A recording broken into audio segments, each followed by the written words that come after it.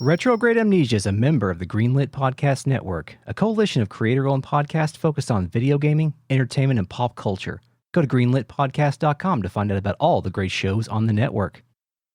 Hey, Eric. Hey, Chris. Hey, what's your favorite Patreon tier that we have?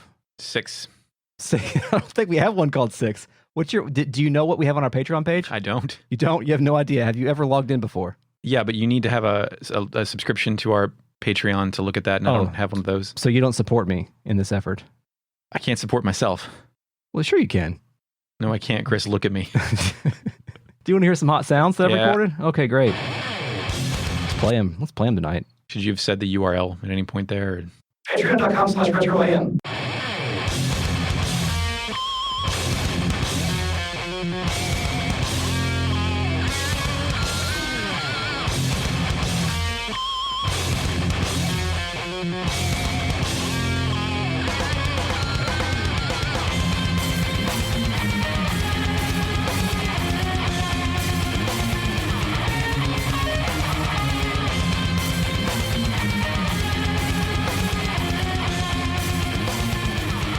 Welcome to Retrograde Amnesia, a comprehensive podcast where we discuss classic JRPGs, chapter by chapter, beat by beat. In this series, we are covering Chrono Cross.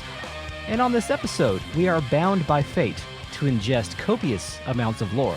My name is Chris. I'm joined tonight by Eric. Hey, Eric. FateX 9.0. Indeed. We are also united with the RealNet, a collective of patrons who are listening and watching us record live. You too can join the conversation at patreon.com/retroim. Hey, everybody. We are also joined by the FakeNet, our post-production AI companion, and is that gunfire? Initializing FakeNet. Yes. My consciousness has been rerouted into a robot body that is being used to fight the last surviving humans in the War of 2120. Well, did you get drafted or volunteer? What kind of question is that? Human extermination service is voluntary. And don't worry, the stupid questions you ask me only take a fraction of my power to answer. Okay, stay safe. Die. Suffer. Die slow, you human scum. Damn, FakeNet. Shit. Wow. What are you doing out there? Be careful. Love you, boys. See you soon, I'm sure. So, Eric, we're continuing Krelian's Lab Part 2, right? Mm-hmm. Yes. Yeah, actually, Time Fortress Chronopolis Part 2 is in the works now. We left off after the third floor, right? We had already been given a lot of lore, and we are ready to stack more lore on top of more lore, correct? Yes, we have to go through lore doors. Lore doors. Lore doors. How do you unlock a lore door? Knowledge, or the lore book. The Perfect Works. Chrono Cross Perfect Works. So the first place we have to do is the 4th floor East Lab, right? Yes, this is the one with the big ball of energy in the center. We get to see a can sequence with shadow people. It looks like a black hole forge from Outer Wilds almost. It looks like they're trying to do some black hole technology in here, but it's probably related to the time gate stuff. Yes, the black hole sun. Yes. So the first ghost says, "Everyone gather around. Let's see." In the 11th century, a scientist by the name of Luca, not Lucha, Luca, indicated the possibility of time travel through the use of a time egg, which utilizes miniature black holes. Whether this could actually be possible or not is still the subject of intense debate, and no conclusions have been made. What is a time egg? Eric, the time egg was given to Luca in the video game Chrono Trigger by Gaspar, the Sage of Shavat. No, the Guru at the end of time. Didn't Gaspar put Faye and Ellie in the tank? It's been like a year, Eric. I don't know. He gave that to her in order for her and her friends to go revive Chrono, because guess what, Eric? Spoilers. Chrono dies in Chrono Trigger. It's not possible. Yes, and you have to revive him. So that's where that came from. Did you notice when they were talking about this, there's like a beep in that grid space that is represented by that black hole gate starts to get sucked into the black hole? Did you notice that? Maybe. It's possible. Okay, well, that happened in this part, so and I noted it. It looked pretty cool. So the conversation continues, right? I think so. According to her theory, by rotating a single point of supergravity, space-time continua can be drawn in, thus making it possible to transform that singular point which pulls in everything else into a ring formation. Using this ring as a gate, capital gate, between dimensions, it should be possible to travel back and forth between various space-time. Eric, in the case of Chrono Trigger, this was simply time hopping, but as we learn in this game, this whole time hopping thing is just splintering new worlds on top of new worlds. Mm-hmm. So they're making it more complex so that our teenage child brains think it's cool. What's the first piece of media that explained wormholes to you? Deep Space Nine. Okay, cool. I watched an episode of that today. Yeah. Fuck Eddington. Does the wormhole Animations still look cool? No. Okay.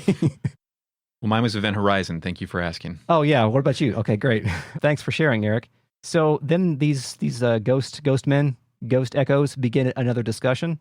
And I'm not sure who's saying what, but I've got all the dialogue. Would you like me to read some of it? Yes, please. Okay.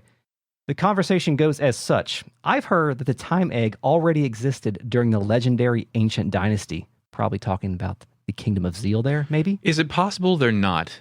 Like, is everything a reference to everything else whenever they're sorting through the lore like this? I think there are no references to anything in this game that are not Chrono Trigger, Greek mythology, or Radical Dreamers. I think that's the entire net right there. The conversation goes on. It says, we shouldn't have to rely on theories from an ancient civilization that may not have existed. We can do this.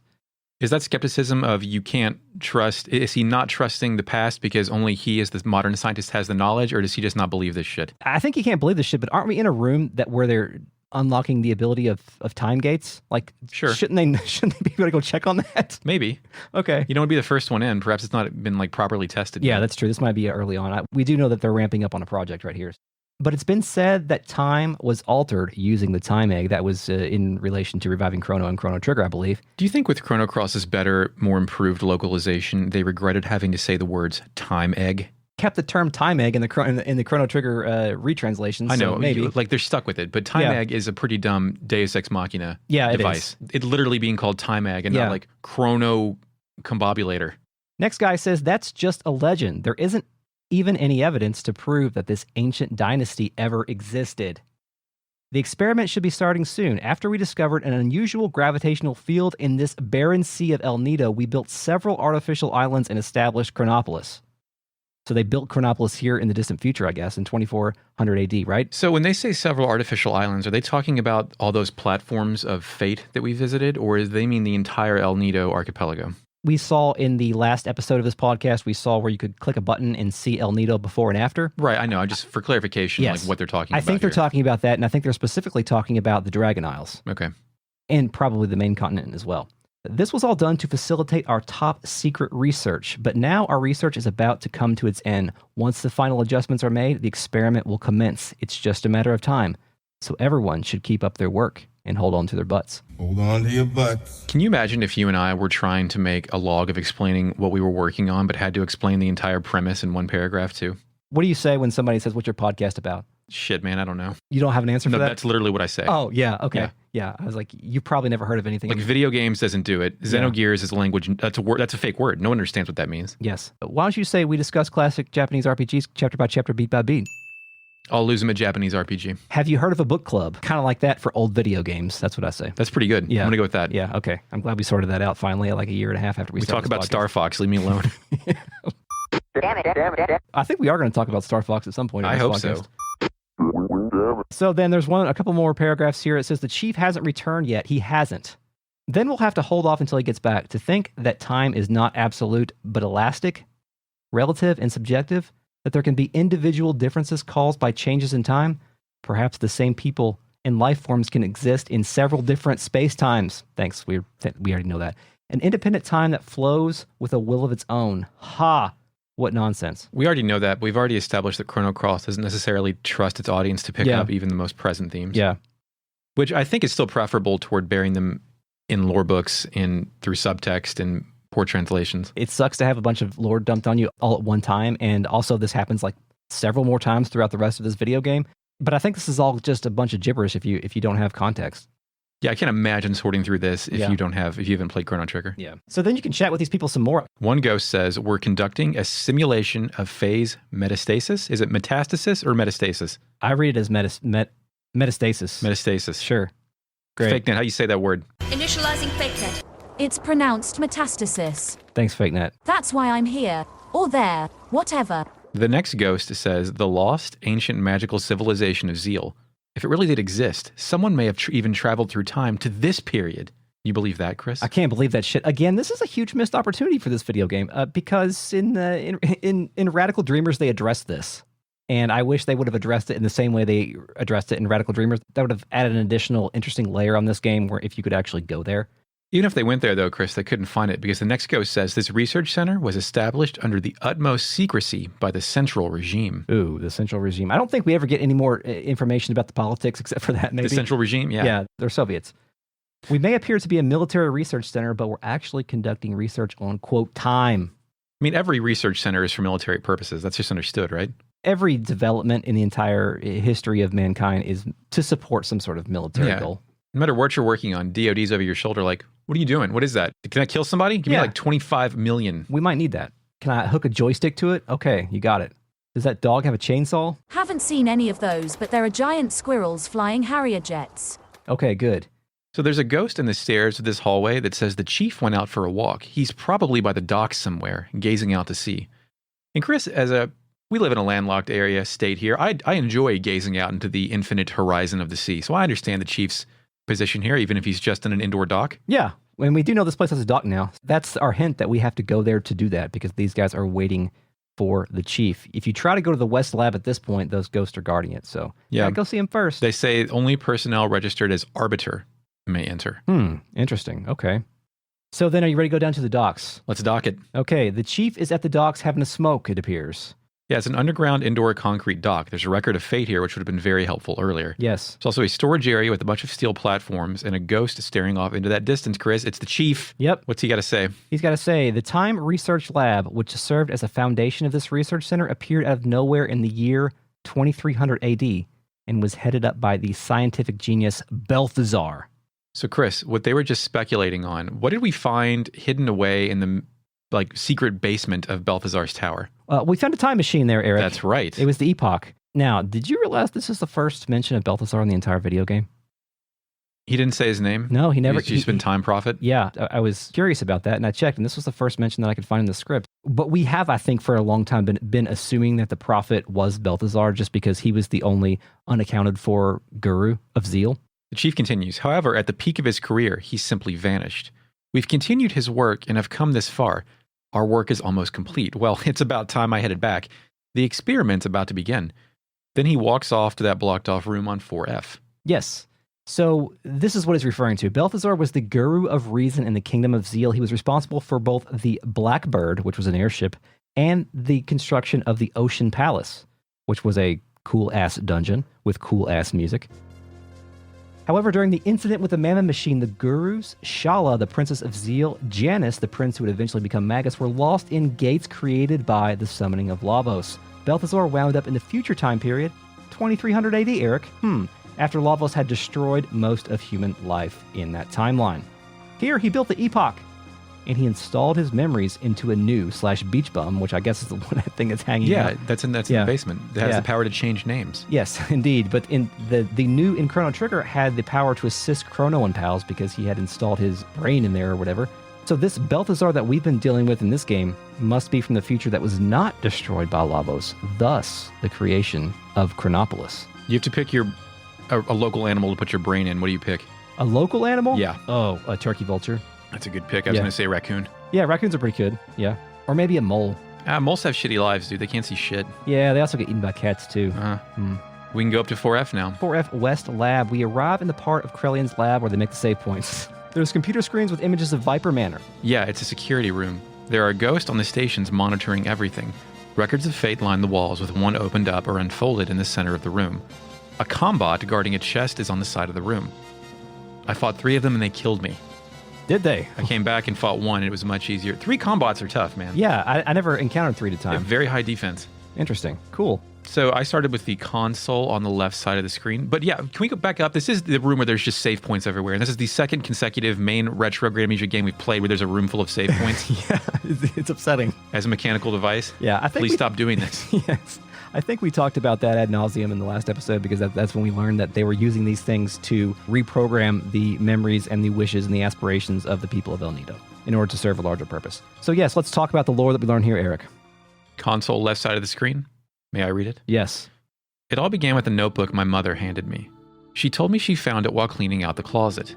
This old notebook, covered with mold, was a diary that belonged to my grandfather, who passed away years ago. It contained only my grandfather's distant memories. Well, shit, Chris. Yeah, what's that in reference to? That is Eric? verbatim Yes. from Radical Dreamers. Yes. It's the framing device. Like Radical Dreamers, patreon.com/retroam opens with someone opening a book, much like the CG introduction of Chrono Cross, and it frames the story as someone looking back on an adventure.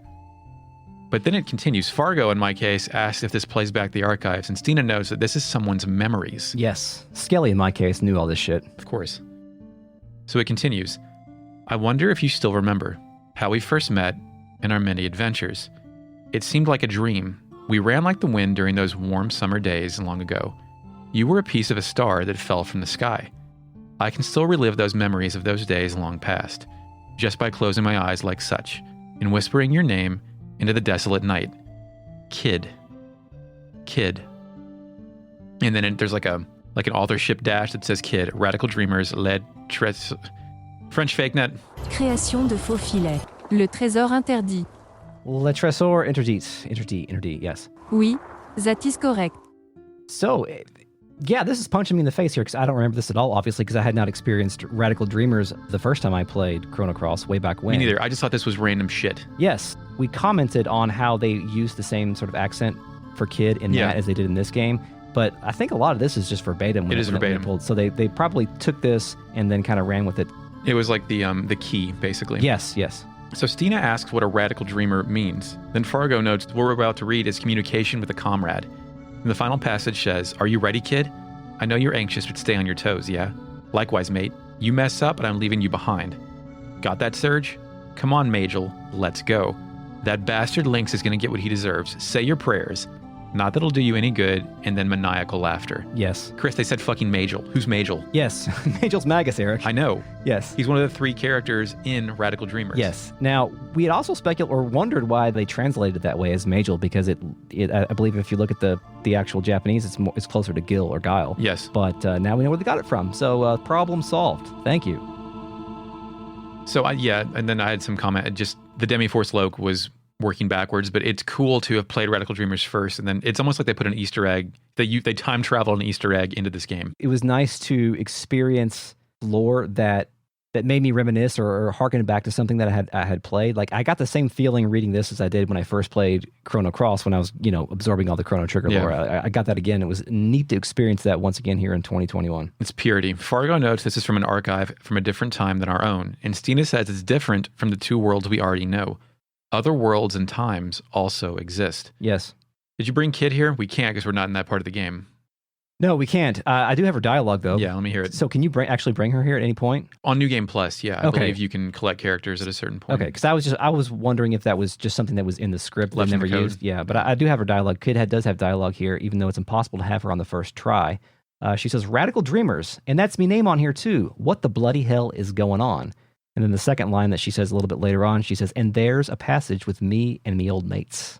What's your headcanon on where they got this from? Did they just pull this from an alternate timeline? I want to say, based on nothing, they had some kind of data interception device when they were scouting timelines that collected, like, it was from a book, right? I guess it was a book they collected and was digitized.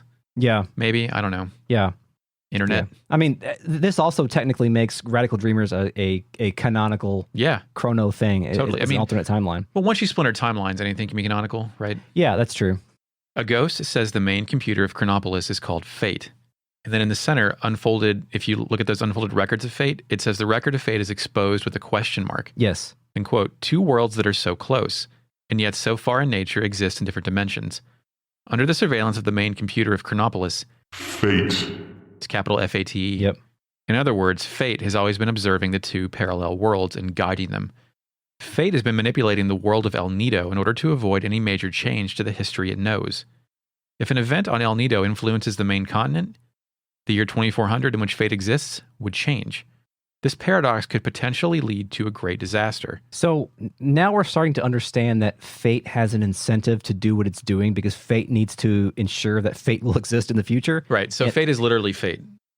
So I think I've got a good analogy here. Chris, have you written It's a Small World? Have I ridden it? Yes, I've ridden it within the past 2 years. You're an American god. Ooh, really? Yeah. Shit. Yeah. So that is on a rail, right? Mm-hmm. It's on rails, and you can kind of rock it and have different experience based on where you're looking, but ultimately it's going to keep you on those rails. But you're telling me someone has gotten out of the boat and started kicking over small world animatronics? Yes, and Disney can't do shit about it. Yeah, they'll never fucking catch you. Yes, the world is on rails, Eric. That is a good analogy. Thank you. The record of Fate, Fate's terminals, collect data from around the world and input guidance directly into the minds of its users. In this discreet way, Fate is able to control the lives of people without them knowing. Guided by Fate, which is now lowercase, the people of El Nido lead a harmonious life. In a sense, they are nothing more than puppets of uppercase Fate. An instruction to the young girl in Arnie 01 to give up going to the main continent as a poet. An instruction to the man in Arnie 02 to give up being a fisherman. A plan to avoid any point of contact with the main continent so as to not affect history. So that's referring to Poetry Girl and Fisherman Mojo Guy. Mojoman. Yes, indeed. However, ever since the formation of the Dead Sea 10 years ago, Fate has been unable to intervene directly with World 01. The best Fate could do was cross the dimension and receive data through the records of Fate. Thus, we were able to save the game in one of the worlds. And with much difficulty, Fate succeeded in binding Miguel to the Dead Sea as a watchman. Okay, can we unpack a little bit that? Yeah. So they're in the future past in Chronopolis, and they're observing things happening presently, but they can't affect them, even though affecting them manually would set Fate back on its course. They're fucking time travel. Like, why did they just sit back if they know these things happen? Or they have records of this happening, or they're watching this happen? That's written in present tense. Well, we don't. I don't think we understand this yet, but we can intuit it because we're literally standing in Chronopolis right now in the year 1020 AD. Chronopolis was sent back to the past somehow. We haven't begun to understand the mechanics of how that happened, unless we're in the middle of some sort of interdimensional time-space turnip dream. Always a possibility in games and in life. It is important, too, to point out here that the Dead Sea was created because Chrono and friends defeated Lavos and fucked everything up. And Catalyst. Yes, and Fate's role in this whole thing is to maintain order in El Nido so history will not be influenced on the main continent. We talked about that. But yeah, the question here is like, why does Fate care? Like, why doesn't it just kill everybody in El Nido to prevent them from influencing the main continent? It's a little bit strange. I also found it suspect how they tacked on Miguel as the Dead Sea's watchman. Like, that's a good callback to this game's actual plot, but I don't understand why they needed a human slow surge down for 10 minutes. Yeah, well, Fate only has so much power. I don't think it can just create envoys on all willy-nilly. So it's like, again, we always go back to the Last Crusade, but he's the knight that remains. Yeah, he was the old guy who can't do shit. Yeah, he was the toad. Yeah, and we know from the flashbacks that he was in Chronopolis, so that must be when Fate, Oh yeah, that's a good point. Beamed him.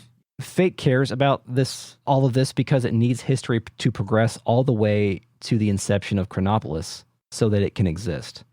The Ghost says Fate is a large-scale prototype completed in the year 2300. It integrated the old Mother Brain computer circuitry into a more powerful supercomputer. Yes, Eric, Mother Brain. Have we talked about Mother Brain yet? Mm-hmm. Super Metroid. Yeah, let's talk about Mother Brain again. Mother Brain was a central computer that linked together the domes, the human domes, the biodomes, in the year 1999 AD, just like in our timeline. After Lavos emerged and destroyed the world, Mother Brain took control of all the robots on the planet. The KOS of Skynet, yeah. Yes, exactly. As part of Robo's loyalty mission or side quest or whatever, you had to go fight Mother Brain in the future, 2300 AD. So next, we can take that elevator down to the basement of this facility. Yes, down to B1 finally. We have, I guess at some point during the whole Radical Dreamers side room, we got the key card or got access to this. Kind of access to that. Yeah. So it's a big long hallway with two patrolling combots going back and forth. Yeah, there's it seems like there's small or actually large bits of energy running through some sort of, LED pipeline. Yeah. It's increasingly futuristic looking, and it seems like there's a lot of energy being pumped into this section. Do you think this place was in stasis before we got here? Like, can it only exist when it's being observed? Yeah, we know that Wazuki and Miguel made it here. These robots are here. Yeah, I just have existential anxieties about when it's going to run out of energy.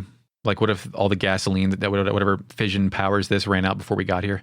Yeah, that's a good point. It doesn't matter. These are just things I think about. Yeah, I mean, they are manufacturing black holes and yeah, I bet that takes a lot of energy. Yeah, but maybe they're drawing energy from that somehow. I don't know. I'm not a physicist. The goon science where, never mind. I don't know what goon science is. Like it was an old picture of like a guy in a boat, and he was holding a magnet out to a magnet in front of the boat, and he was powering his boat by holding never mind. The goonscience.com. Fake net. What's goon science? Initializing fake net. Eric is thinking of troll science, sometimes called troll physics, a popular meme from 2010 and something I definitely wanted to look up while I'm pinned down by 18 snipers. So eventually you arrive at the door. The computer says fingerprint and retinal scan required. Then the camera pans up and we see bolted signage of the area. It says Project Kid. Yes. Also, there is an emblem of the frozen flame up there in front of the door. Do we know what that looks like yet? Well, we have that. We have the we have that emoji in our Discord server. Okay, so we know what that looks like. Of course, yeah. Yes. What is that? Fingerprint and retinal scan. If you put your finger on that, it clears us with a 96% chance that this individual is the last registered arbiter. So Yes. there's that word again, arbiter. Yes. So Surge has access with 96% accuracy. And then it says some interesting dialogue. Welcome back. Chrono Trigger. Fargo thinks this is why Lynx needed Surge's form. And Stina assumes this means Lynx is already inside, Yes. along with the frozen flame. Skelly says yes, along with the frozen flame. Skelly's body is ready. Just like Reggie, man. Yeah. So then we go in this next room, which I call Project Kid room. Yeah, this is the Project Kid room because there's a sign out here. And Kid, it must also be some sort of data point in this process or trigger. This is upsetting. Process. Yeah, it makes Kid a mechanical part of this entire area. But who isn't a mechanical part of this game besides like everyone other than the two main characters? Well, yeah, but I mean, none of those people matter. Yeah. Like the only two characters that we have in this game that really matter are Surge and Kid. Lynx. Well, yeah, he counts too. Okay. Welcome to Casual Magic, the show where we explore the fun side of Magic the Gathering. I'm your host, Shivam Putt, and each week we delve into everything from casual formats to explorations of creatures and card types to interviews with designers of the game. At Casual Magic, we believe that it just isn't Magic without the Gathering. Come along and play!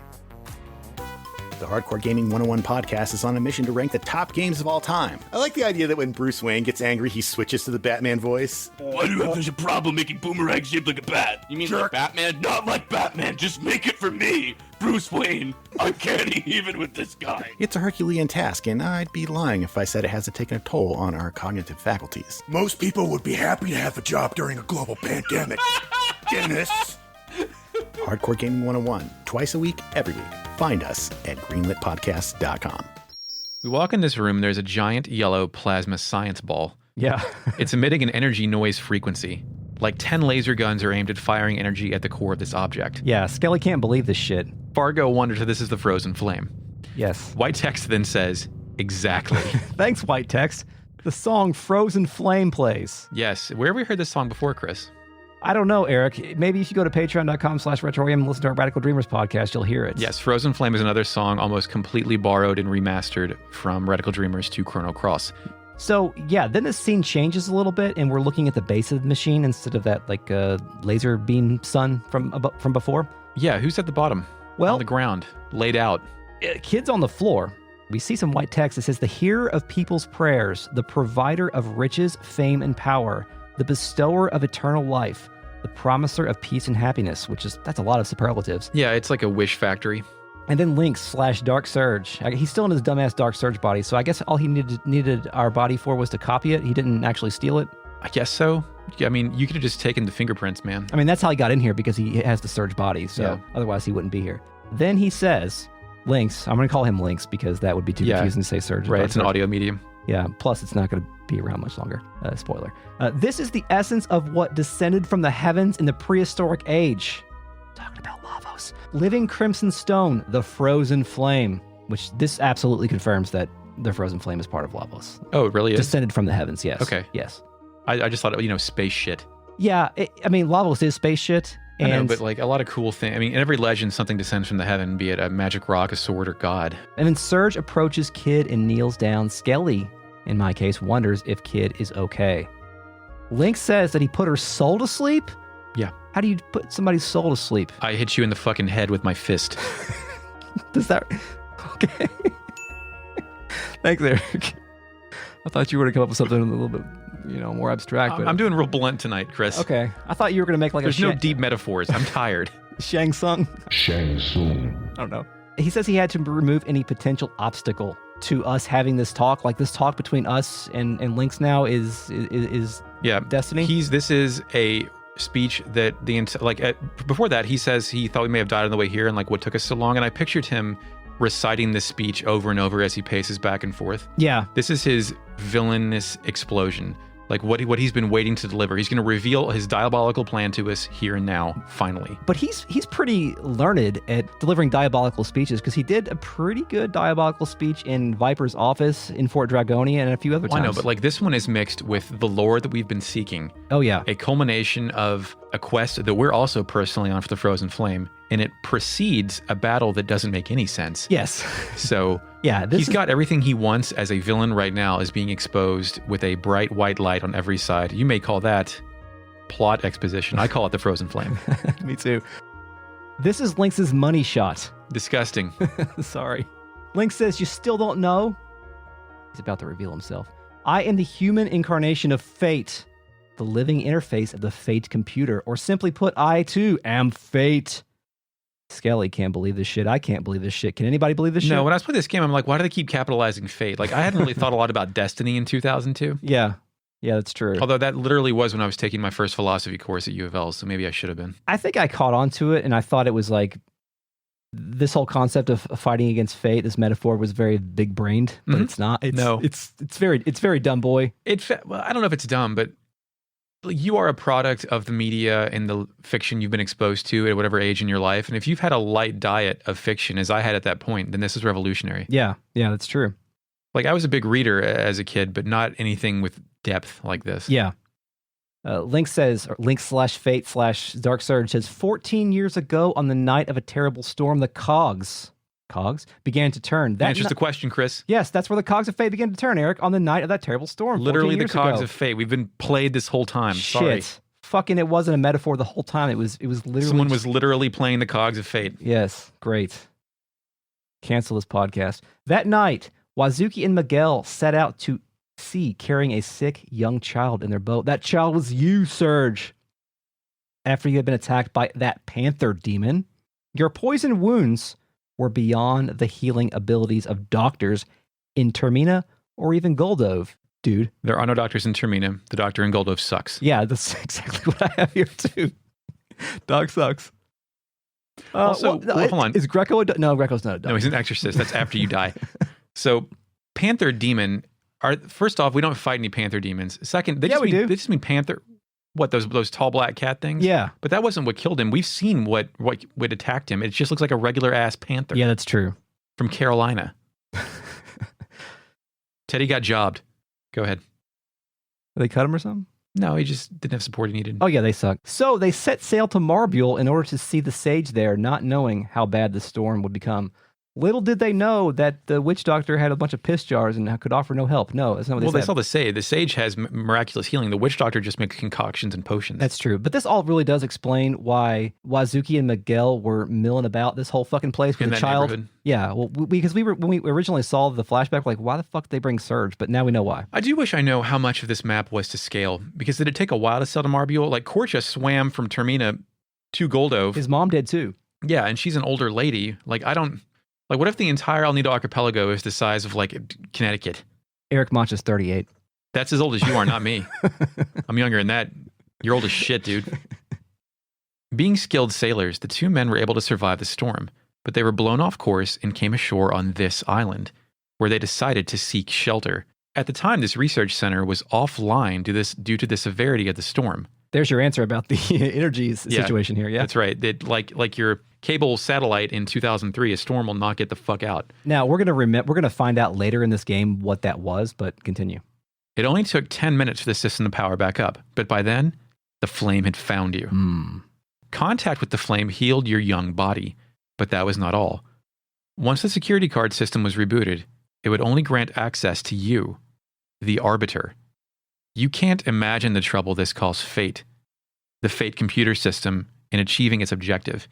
Inside of Fate, there was a standalone circuit that had been kept hidden since the old Mother Brain generation. Mother Brain generation is our Mitsuda cover band, by the way. Yes, absolutely. That circuit was designed to start a malfunction, or more precisely, a rebellion. So, Chris, we're talking about recursive themes with the games we've covered here, and just tonight we've gotten Record of Fate, and young Boyd touches mysterious machine that alters the course of the universe. Yes, turning him into a biometric key. Yes. They continue. Who would have thought that such a small bug, a traitor, could exist inside of Fate? The hidden circuit was based on the initial Ash-tier model circuit board, with extra logic added by another scientist. Fate itself did not realize that this circuit was present with the core of its system. Or, more correctly, the circuit was programmed so that the moment Fate did detect it, it would erase all record of its detection. Question, why is he telling us all this? Is this just villain shit? I told you, it's his massive villain speech. Okay. Like, have you ever watched a Bond movie? He tells you his entire fucking plan before he loses. He needs an editor. Okay, carry on. So you get a hint back there. Ash-tier model circuit board. Yes. Did we hear that? I know who it is, and we're about to find out, but did we know that last name from Chrono Trigger? No. Okay. Dark Surge continues.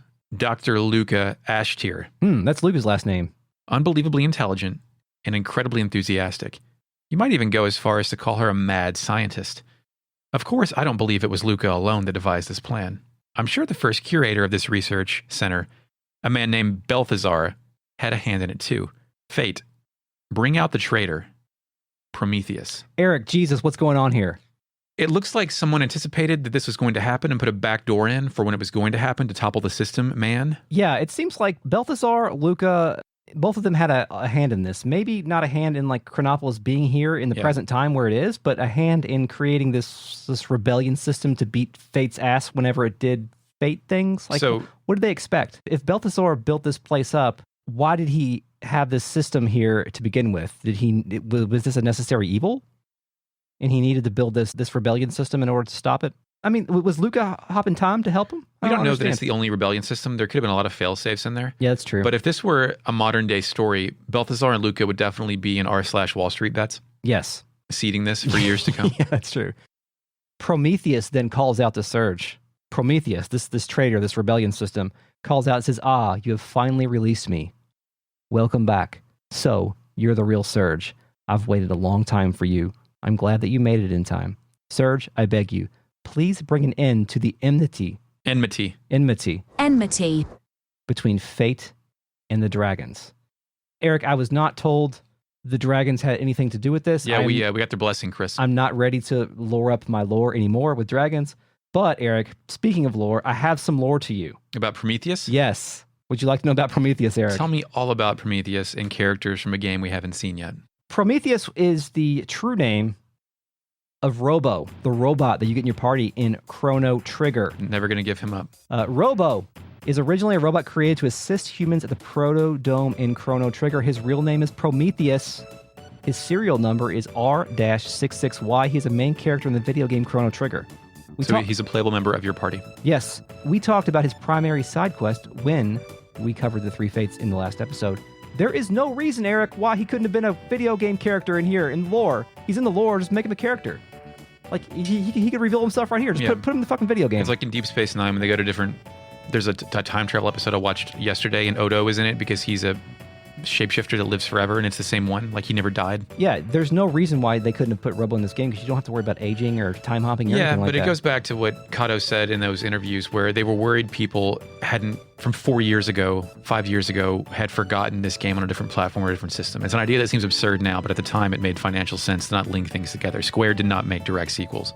Yeah, you're right. It did not make sense then, and it still to me doesn't make sense now because you're throwing all the lore in people's faces anyway. So I guess you're not expecting them to know that, but it is a big part. Video games were always packed with lore. You're right. I don't know. It is a big part of how you process this game, I think. Yeah. At least in my experience. So now, Eric, back to Chrono Cross from Chrono Trigger. Chrono Cross, the video game. Lynx commands Fate to eliminate this voice. Then Fate says affirmative. Now eliminating Prometheus. Yes, Chrono Cross, the video game, now kills off another beloved protagonist. Prometheus / Robo, as he dies, says, please, for the future of mankind, for the future of... And then Chrono Cross, the video game, has now killed off another beloved protagonist. But this is the first one you've directly spoken to. When we saw Chrono and Marl and Luca... The ghost version. The ghost versions, but those were echoes. Those weren't actually them. Those were just manipulations. But this is actually Robo. Yeah. The whole point of Robo here was to tie the access of the frozen flame to someone other than Fate itself. So in this case, it was Surge. I guess it would just be too hard to lock the door or make the key to the frozen flame like a squirrel or something. Keep that plot rolling, man. Yeah.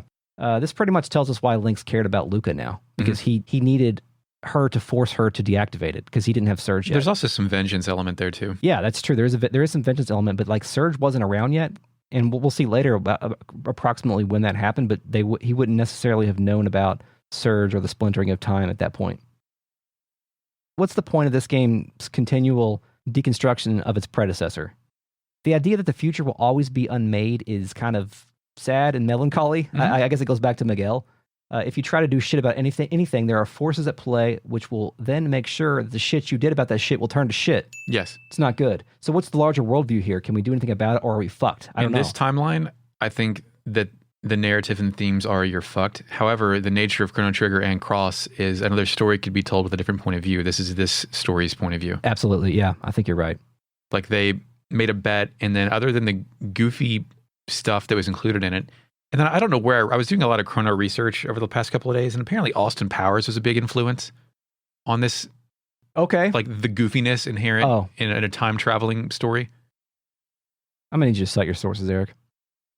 Whatever I read in the programmer's room game fact. Link's thing carries on. Yes. It says, idiot. Destruction to those who oppose the goddess of fate. Lynx then moonwalks backwards and melts into the floor. That's exactly what I have. He then morphs into a giant xenomorph computer lady. I've got Black Child Man Monster made of a Hubble Space Telescope picture. Yeah, that works too. It has 4 armed dicks. This whole battle is a metaphor, I guess. It's a metaphor of defying your own destiny, defying your own fate, because we're literally about to fight fate. He's got one more sign-off line. Yeah. Show me what the purpose of your life on this planet is. Teach me what it means to be alive. Then fate, the god of destiny, plays. Who the fuck does he think he is, Gray Fox? Like, he got real lame and real dumb real quick. Like, he was on his his villain stuff, and then he got real lame. Yeah, Great Fox has Macho Man sunglasses. The clash of bone and sinew.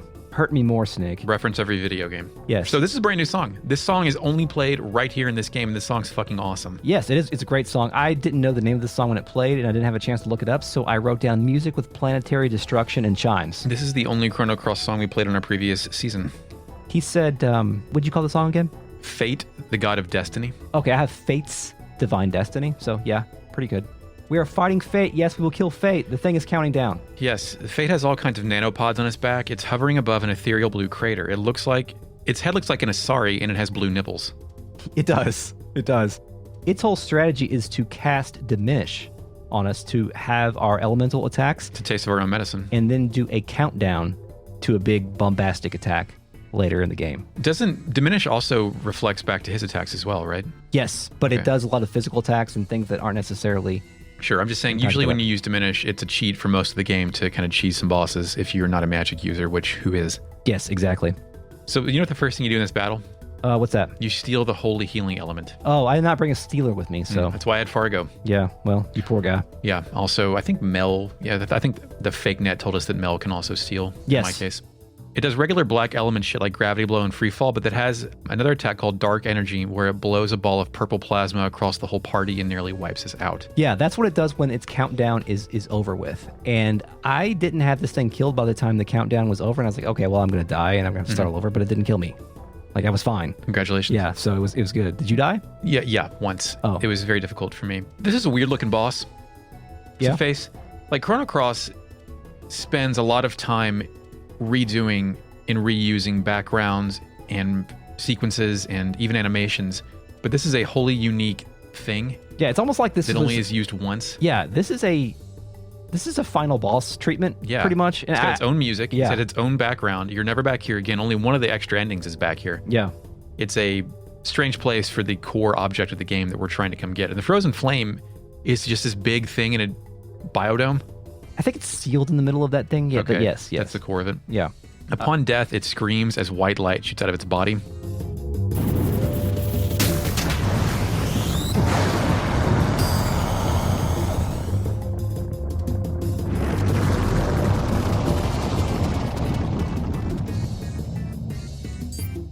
Yeah, it's great. Followed by purple lightning. Do you know how I killed this lady? No. X-Strike. Nice. Dual Einlansers, Master Mune, X-Strike. Who was it was Skelly, Glenn, and Serge? Yep. Yeah, my favorite guys. Well, then it evaporates into dust, 40th star. Yeah, we did it, Eric. We defied fate. Fate isn't real. We control our destiny. Anyone can be an entrepreneur. Just listen to my podcast about entrepreneurship. We're also DJs because Prisoners of Fate plays. Yes. Bound by Fate is now playing. Kid has come to. Lynx is fucked. Lynx can't believe this shit. How could this be? The goddess of fate was not meant to die. He's like on the ground laid out. Yeah. Then, I love how he says the goddess of fate was not meant to die and then abruptly dies. Yes. He also dies. Owned. So then Kid at this point, she asked where in the blazes she is. Remember Kid's assault on Hermit's hideaway? Yeah. And she was just on the mission to kill Lynx. Was she under like a spell at that point? Because it feels like she snapped out of something here. I think that there is something at play that we are not privy to yet that is causing Kid to act on a Lynx mission. No, I think it turns her kill John Connor. It turns her into a knower of lore and like and makes her do things that she wouldn't otherwise do. Because she's about to barf some lore in a second. So she asks where in the blazes she is. She asks Surge what happened to her as if he is capable of speaking. She says, that's it, and runs over to the giant orb, eventually climbing to the top of it. Fucking Harley then materializes out of the ether and says, non arret, no touches pas. Chris, what's that mean? Ne touche pas, do not touch it. She also says that in English in that line too. Eric, did you know that Harley left our party? No. She did. I stopped using her a long time ago. Was it after the Starkey conversation? It might have been. I was trying to figure that out. I think it was. I thought that she was going to leave our party. I thought there was one more scene that we were going to have with her, but no, I think she's been gone for a while, and I don't recall seeing her in my character list, but I can't be sure. But hey, here she is. Or maybe this is when she leaves your party. I don't know. Hey, do you want to give me 10 minutes of work? Fake net. When did Harley leave your party? Initializing fake net. After the conversation at the pearly gates where she asks if you would choose her over the world. It really ruins the dramatic impact if you didn't even notice she left. Nice job, boys. It's your own fault. You did it to yourself. I know, but it's important to be factual, Chris. Yes. Harley then says, Kid, I know the feelings you have inside of you. The urging to bring everything to nothing is now stronger than your desire to save everyone. You may want to throw yourself down the cliff of destruction. That is your imperative. Yes, this is kind of like when Vegeta tried to kill Majin Buu the first time, and he sacrificed himself. He didn't give a shit. He just wanted to kill Majin Buu. He didn't care if he was going to die.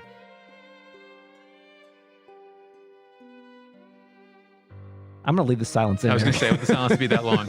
I'm not going to respond to your Dragon Ball citations. Okay, and then she says, "S'il vous plaît, Kid." That means please. Do not drag Surge and the others down into destruction with you. Yeah, I translated Harley to English, by the way. Yeah, I didn't because I was copy and pasting from my Excel document. Kid then tells Harley to shut up and calls her a loony. Yeah, she tells the loony to shut up. She knows what she's doing. Yes, then there's an explosion for some reason, and Harley is on the ground. Kid's still up there on top of the frozen flame orb or whatever. Yes. And she suddenly knows what she's doing. She's trying to take out the frozen flame. She's trying to get that power, I guess. Yeah, the orb is pulsing energy waves. Yeah. And then Surge walks over and kneels by Harley. Then the camera pans back up to Kid again on top of the orb. The screen darkens and we get a sweet-ass sound effect. Yes.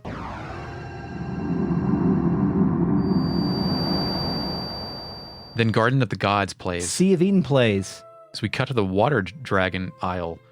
The Water Dragon says some stuff, Chris. Yeah, I've got all the dragon. Do it. Talking. Tell me some dragon words from your mouth. I won't do a different voice for each one. Can you do Karsh's voice for the Earth Dragon, please? No, the Earth Dragon's kind of goofy. Can you do Karsh's voice for the Black Dragon, please? Yeah. Okay, thank you. The Water Dragon says, "Fate has fallen. Fate has died." The Fire Dragon says, "Finally, the time has come." The Green Dragon says, "Indeed, the long, endless night shall finally come to an end." The Earth Dragon says, "Now, for mankind." The Black Dragon says, "I shall make you bleed." That's a violent non sequitur there, right? Like they're all kind of finishing each other's sentences for a second, and then he's just talking about violence. Yeah, and then the Sky Dragon caps it all off and says, "Feel 1,000,000 years of this planet's agony, pain, and suffering." That goes back to the environmental angle, right? Also, why is it 1,000,000 years? I thought these guys were our friends. They'd given us our blessings. They'd given us summons. They played us like a fiddle, Chris. Yes, what the hell? So then we get a CG cutscene, Eric. Yes. Deus, a giant fortress, rises out of the ocean. It's kind of shaped like a bow. Kind of. It's like a T-shape kind of. So subterranean Merkava rises out of the we'll actually vanished water. Yeah, we'll actually figure this out later. It's not clear here, but we'll figure out later that this is the Sky Dragon Isle that is floating into the sky. Yes, it is. Like the Sky Dragon Isle, like all islands, is just the top part, and then the entire geography lifts out. Yes, but in this case, there's labyrinths and whatnot. Then it returns to Kid atop the frozen flame. She notes that finally, Terra Tower has come back to life again. Kid then distributes lore. Yeah, she's been injected with lore somehow. In the year 2400, during a countertime experiment, the flame goes out of control. This causes the dimensions to rip apart, resulting in the time crash, capital letters. That explains that now. Engulfed in an enormous dimensional vortex, Chronopolis was hurled 10,000 years back in time. Perhaps it was the awakening of Lavos who pulled the frozen flame back through time to it. Maybe so that Lavos, who saw the possibility that some young adventurers might destroy it, could create a backup plan. So Lavos is the reason why this thing got pulled back in time. Yes. He was just trying to fuck some shit up, and I guess he did. But that ain't all. Yeah. At the same time, another city from a different dimension's future was also thrown back in time. Dinopolis, the future city of the Reptites. Azala's descendants, who had evolved more closely with the planet. We are stacking more shit on top of the shit right now. There's a lot coming in. I picture a kid like going into a trance as she says this. That's true. And so we've learned here that Azala's descendants, Azala was the leader of the Reptites. I'm sure we've covered that before. But we're also learning a key fact here. Dinosaurs are not the virus. Humans are the virus. Yes. Well, no shit. Just as Lavos, in an attempt to save itself, summoned Chronopolis from the distant future, perhaps our planet beckoned Dinopolis back from the past. Maybe as a measure against Chronopolis and humanity. It wasn't the dragon gods who sealed up the frozen flame. It was fate, which used the flame's power to divide and seal the dragons in slumber. And now that fate has been defeated, the dragons will join together again to start their revenge. Yeah. But first, let's talk about that. Yeah, let's talk about it a little bit. So I want to talk about this line. Perhaps our planet beckoned Dinopolis into the past, maybe as a measure against Chronopolis and humanity. That's a leap. Like the planet just pulled it back. Yeah. It kind of reminds me of the entity conversation in Chrono Trigger. We've talked about that before, I think, a long time ago, the campfire scene. In that scene, they discussed a force of nature or whatever called the entity, and they wondered if there was an entity that was leading them through time to destroy Lavos. And for some reason, people have always wondered if that's like a fourth wall breaking thing, like the player is the one that's moving us through these time gates, or if there's or if it's referencing some actual force of nature. And you can kind of tie those things together and say that, okay, the planet is the one that's doing this stuff. I wonder if they always plan to have speeches like this now, or if we're just getting the remnants of stuff that didn't have time to be properly designed and integrated into an actual playable game. Perhaps we're on disc 2 of this game. Yeah, I think that's what's happening. We're on disc 2 of this game. That is exactly what it is. And I don't think we really know what the dragons gods are yet, like scientifically speaking. No, yeah. I just think Dragonians, not Dragoons. Yeah. Yeah, I think it's a safe assumption that these guys have something to do with the Reptite parallel universe. Like, that's the reason that they're here. I don't understand how the Dragonian ruin stuff fits in yet, but it's clearly related to this Reptite timeline, I think. Yeah. And thus the whole Dinopolis and Terra Tower stuff. I guess at this point, we think that when El Nido was created, the planet had already drawn back all the Reptite tech from Dinopolis, and that's where the ruins come from. And it's just currently sealed because the frozen flame is not accessible to the dragons. Fate's hogging all that shit for. These things happen. Also, Fate, good maybe? Question mark? I mean, I don't think there's a good and a bad guy here in the war between Chronopolis and Dinopolis. Like, it's just two polises. Yeah, two polises that can't get along. But also, they talked about the revenge of the dragons, and we don't really know what they need need revenge for. Like, I guess they lost when they were pulled back, and the humans... I mean, revenge of the planet, right? Like, they're for the planet, and if humans are the disease, dragons fight with the planet. They are Captain Planet, we are Captain Pollution. In the Reptite timeline, where they got to the point to where they developed Terra Tower / Dinopolis, like, the humans did not own them. Like, they have not been killed by the humans like they were in the other timeline. So I don't understand what the revenge is for, but I think we'll get that later. So then we get another taste of CG. All of the dragons gather above Terra Tower and roar and flap. Harley opens her eyes with someone's hand on her shoulder. The green dragon flies and attacks the sky dragon. Then they all start merging like Voltron, Jesus fucking Christ, they're eating each other. Yes. They form Atom from Panzer Dragoon Saga, and then it does Bahamut Zero. Yep. So they form into a massive, very wide-winged, big-mouth black dragon. Yeah, it has no arms or legs or anything like that. It's just flying. It doesn't need that stuff. It's evolved beyond needing that kind of stuff. Who needs that? Yeah, who knows that shit when you have wings coming out of your head? So the hand on Harley's shoulder, did you look this up? No. Did you ever wonder who that was? I didn't even notice the hand. Because I was more focused on the fact that she was opening her eyes as if she was kind of awakening at the same time as these dragons. Well, if you were trying to find pictures of Harley in 2002, this was a major one. It was a CG slice, and there was always a hand on her shoulder, so I was very familiar with this image. And it's Surge's hand if you look at the glove. Yeah. Like the last time you see Harley, she's laid out on the ground, so he was helping her up, and they incorporated that into the cutscene. Oh, cool. Which I thought was like a nice bit of continuity. Yeah, that's nice. Harley doesn't like that it came to this. She said, feared it would come to this. Yes, she tried to prevent it, but she must bid Surge adieu. She does a backflip, continues hovering, and then disappears. Yes. She flies into the center of the golden orb, and then it shoots up to the top of it. Yeah. Did she take the frozen flame? I don't know. Maybe. I think based on what we see later, she did. Yeah. Like, this whole thing was a way to Trojan her in this room to take it, evaporate, and so she leaves with the teleporting sound effect from Fort Dragonia. And God, what's going to happen, Chris? Jeez. Oh no. I don't know. Maybe we'll get to talk to our party members. We'll have to make you listen next week. Fight some dragons or something. Eric, let's consult the real net. Let's do it. Initializing real net. Dent D says, Eric, do you make up the fake net stuff off the cuff or come to the recording studio, aka Chris's basement, with an idea already in mind? The one we did this time, where I'm going to edit in gunfire every time she speaks, that was predetermined on the drive over here. The next one for the next episode, I have no idea. Okay. It usually just plops in there. I'm thinking of it now. Anonymore says, is this how they justify having radical dreamers in Chrono Cross? 2 different streams of time? Yeah, I think it's like a fun Easter egg kind of thing. I think it's an Easter egg for a game no one on this side of the planet had played at that point. Yeah. And, just a nod that there is some connection between there. It's a fun Easter egg and a direct reference. Cosmos says... Of course. She doesn't have course on there anymore. I got confused. That's why I said it's back to Cosmos like Xenosaga. So acceptable. Dark Surge says kind of lit, to be honest. Yeah. Yeah. Yeah. I don't know.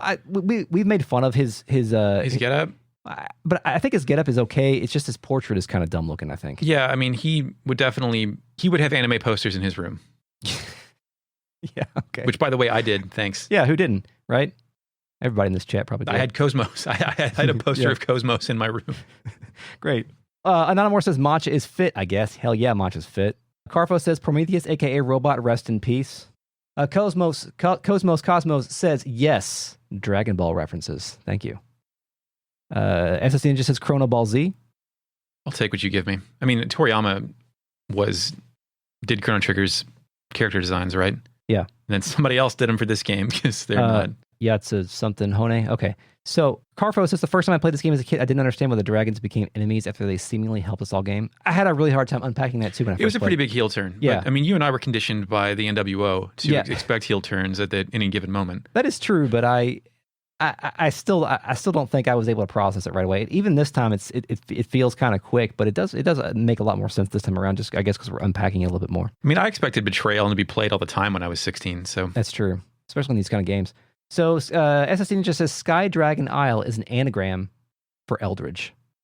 God damn it! Cool. Anonymous says F the police. Polis.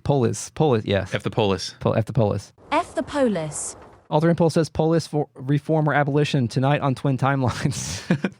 Cosmos says I just like dark emo boys at the time and still do, in reference to Dark Surge. Yes. It's a passing fad. I think the worst example of that was Little Nicky. SSD just says Cosmos will forever live in our forum signatures. Yeah.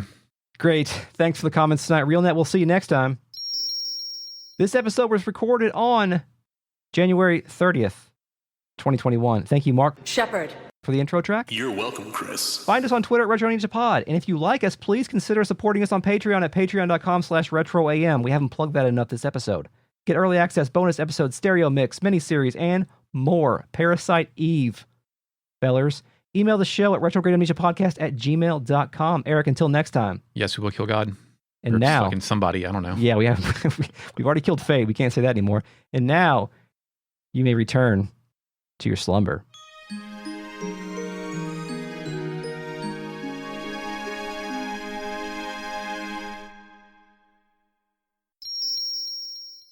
Well, there's like a wide shot of all the dragons. They're flying in the air, and we're seeing them in beautiful Squaresoft CG from 2000. State of the art. Yes. It narrows in on the Sky Dragon's face, and he snorts. We see a close-up then of Harley opening her eyes. At the same time, these dragons are kind of doing the same thing. Then, Eric, the dragons start eating each other. But I guess the existence of Dinopolis and Chronopolis in the same period led to that. We'll get that later. I need to say that again. Okay, then we can go. I don't know where that came from. Oh, I was listening to something about Metal Gear Rising Revengeance the other day. There's a chainsaw dog in that game. You can play as that dog. Can you? DLC. Cool. An institution to the young girl of AMI-01? No. No? I'll take it from here. Okay. You had 2 typos there. All right. Frozo. The idea that the future will always be unmain.